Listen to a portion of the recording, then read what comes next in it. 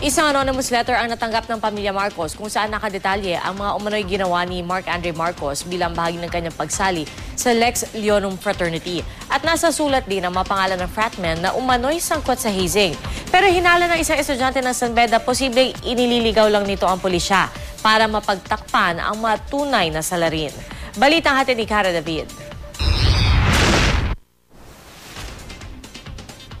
2 linggo bago pumanaw si Mark Andre Marcos, nagbigay serbisyo raw siya bilang bahagi ng indoctrination ng fraternity. May pinagawa raw sa kanya sa San Beda College of Law Library sa Menjola, gayon din sa Law Library sa Alabang. Sabi sa sulat, pwede raw kumpirmahin ito sa mga CCTV footage. Bukod dyan, pinaglinis din daw si Andre ng dormitoryo ng frat leader.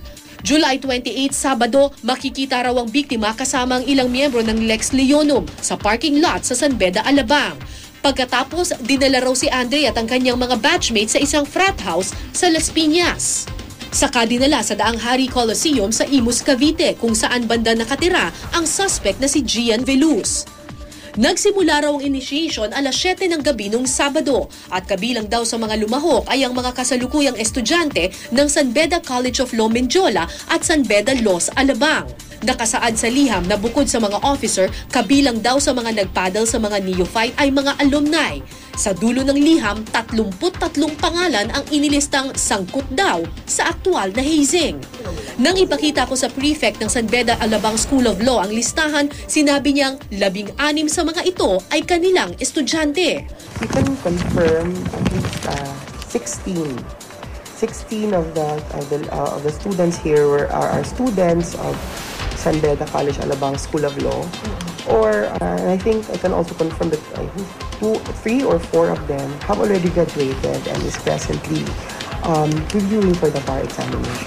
Even if there are names here, we cannot be sure if these are the actual persons there, or they might be fall guys, or they might or the list is sanitized. Pero ayon sa isang estudyante ng San Beda College of Law sa Mendiola na aking nakausap, hindi raw kumpleto ang listahan. Kilala raw niya ang mga sumama sa initiation rites. Hinala niya, sadyang ibinigay ang sulat sa pulis at sa pamilya Marcos para mapagtakpan daw ang mga tunay na salarin. The night nung bago mangyari yung initiation ng Leonum, nakipag-communicate pa po sila sa akin na tungkol nga po dun sa initiation na ginagawa po nila. Makikita po na wala dito yung master initiator, wala rin po dito yung iba pang mga officer. So, kapag ine-examine po siya or i-analyze ng mas maayos, makikita merong mga tinatanggal na ibang pangalan.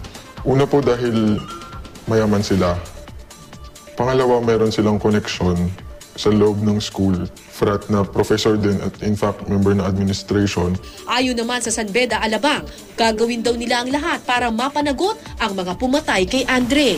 Membership in a fraternity and hazing is punishable either by expulsion, exclusion, or non-readmission. We will expel them and they will not be able to enroll in any law school. Bukod sa pamilya Marcos, nakatanggap din ang Cavite Police ng parehong anonymous letter. Ang kopya ng PNP, ibinigay raw ng isang miyembro ng fraternity na dumalo sa initiation rites ni Andre. Pinag-aaralan namin kung anong participation nila pero meron na kaming listahan nung maaring maging miyembro o mga miyembro ng fraternity na ating tinututukan ngayon. There are about a little over 30 persons. Cara David, GMA News.